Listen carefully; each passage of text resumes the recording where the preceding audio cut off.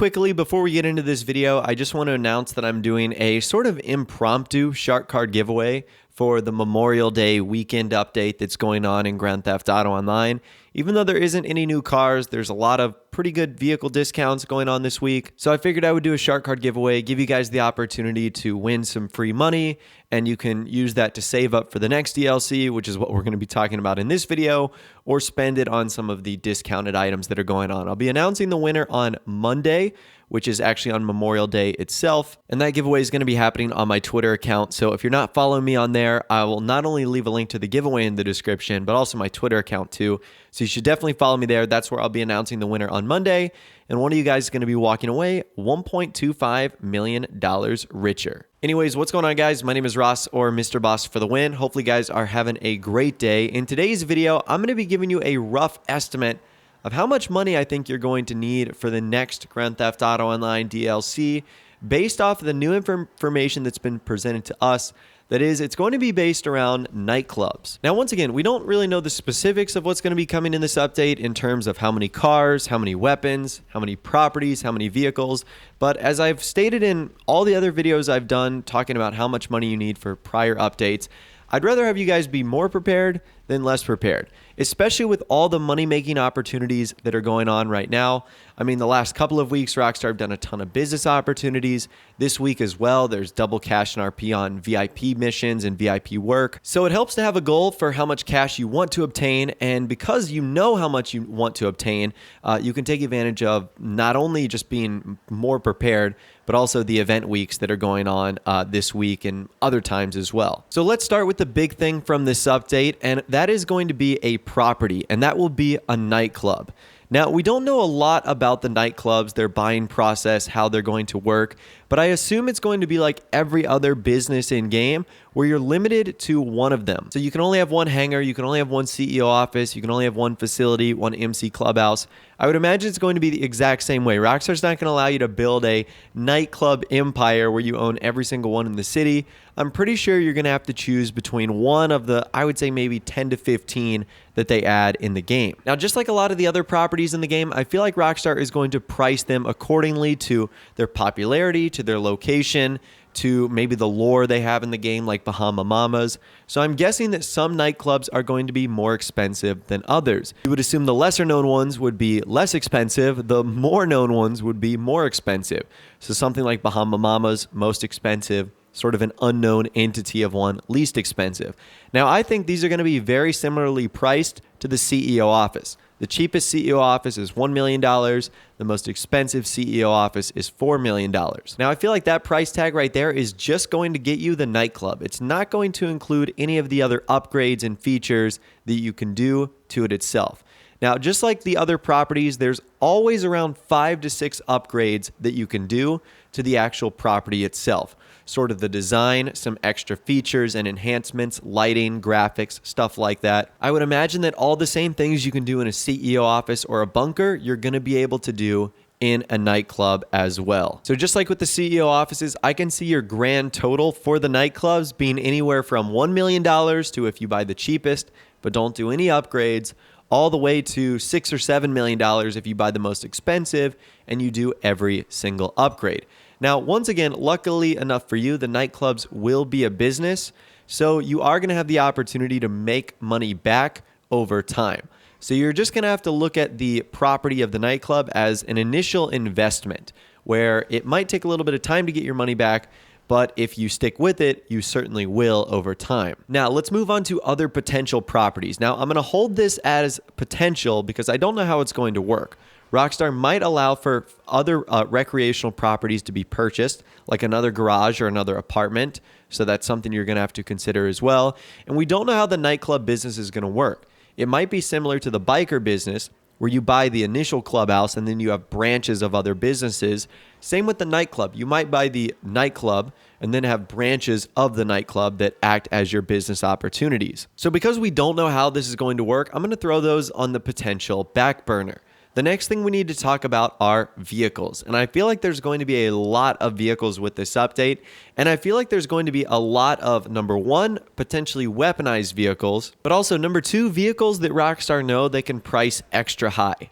Because I think this update is going to be based a lot on the Ballad of Gay Tony, as I've mentioned in previous DLCs, it wouldn't surprise me to see a lot of GTA 4 vehicles, like the Turismo, the Super GT, the PMP 600, the NRG 900. A lot of vehicles that a bunch of the GTA community is going to recognize from that update and from a previous GTA game. And because of that, they're likely going to price them a whole lot higher than they would normal vehicles.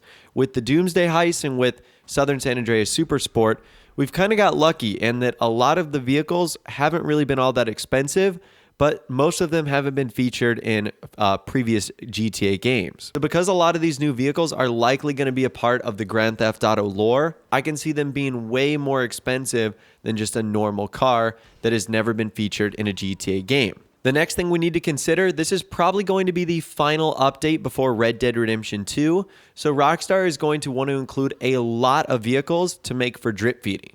So this might be the DLC that has the most drip feeding vehicles of all time. Now, because of that, we need to account for extra vehicles than normal. Now, I've stated that there could easily be 20 to 30 vehicles in this update, and I could easily see them being, an average of $1 million each.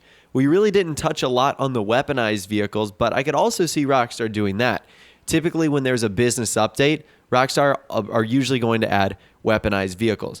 I'm not sure what they could do, but I feel like there's going to be a rocket thruster or a vehicle with some kind of weaponry in this update. Let's move on to the next couple items. Let's start with weapons. I feel like Rockstar is going to go back to Mark II weapons.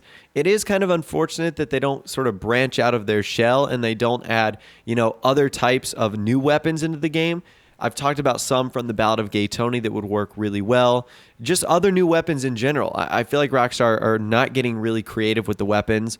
I'm not a huge fan of the Mark II ones, but it's Rockstar, and if we know them, they're creatures of habit, so we're likely going to get more Mark II weapons in this update. You guys know the price of them. To really fully upgrade a Mark II weapon with all the ammo you want, the upgrade fee itself, it's typically around $100,000. So let's say Rockstar is going to add 5 or 6 new of these, then you could see them being about $500,000 to $600,000 more for all the Mark II weapons. After that, we need to take a look at clothing. I feel like Rockstar is going to add a lot of new clothing in this update because we really don't have any clothing that really appeals to the nightclub culture. So it would kind of be awkward if you just rolled into Bahama Mama's West with gear from the Bikers update or the Doomsday Heist. That would just look a little bit awkward. So I'm almost thinking Rockstar is going to add a lot of new clothing into the game. And as I mentioned in a previous video, I think they're going to want to take advantage of the illumination feature, which means it's probably going to be pretty expensive. So I would say all in all, if you want to buy all the clothing items, it's probably going to be around $1 million to $2 million when it's all said and done. I mean, you guys know how expensive the Tron suits are. Imagine that, but a lot of the clothing we're going to be getting. Now, aside from properties, vehicles, weapons, and clothing, I really don't know what else Rockstar could charge for in this update. I mean, I feel like they're going to add a couple of new features, like potentially a new radio station, which I think almost has to happen. And one of you guys pointed this out to me, that they did add a new radio station in Smuggler's Run, too. It was like Ron's Community Radio Podcast. So they actually did do new radio stuff in Smuggler's Run. So that would be back-to-back business updates. They got a new radio expansion. So yeah, I could see that happening. Rockstar's obviously not going to charge for that. So let's tally up our grand total here. Again, I said it's going to be about $1 million to $7 million for the nightclub when it's all said and done, depending on how much you want. I think each vehicle is going to average out to about $1 million. So that's 20 to 30 right there. And then of course you've got some miscellaneous fees like the weapons, which I think are going to be $500,000 to $1 million. And then clothing is another $1 million to $2 million on top of that. So when it's all said and done, I think you're going to need around $40 to $50 million for this DLC for all the content that's going to be included. Now, once again, most of the content will not be added in day one. Yes, the nightclubs will be in day one, along with a handful of vehicles, assuming all the weapons and clothing too. But a lot of those cars are going to be held for drip feeding, which means you won't necessarily need the 40 to 50 million on day one.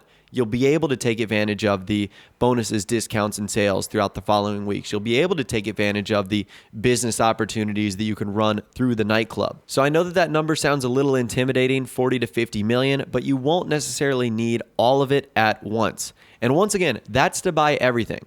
I know not everyone buys the most expensive the most expensive cars, properties, but if you are that guy that does, this is likely the amount you're going to need. But anyways, that's all the information that I'm going to be talking about for you guys in this video today regarding how much money I think you're going to need for the Nightclub DLC. Let me know how much you think you're going to need in the comments down below. I'd love to hear from you guys down there. If you did go on to enjoy this video though, a like rating would of course be awesome. And also subscribe to my YouTube channel if you are new. You like daily GTA 5 videos like this. With all the way, guys, like I said, thanks so much for watching. Take care, and I'll see you guys in the next video.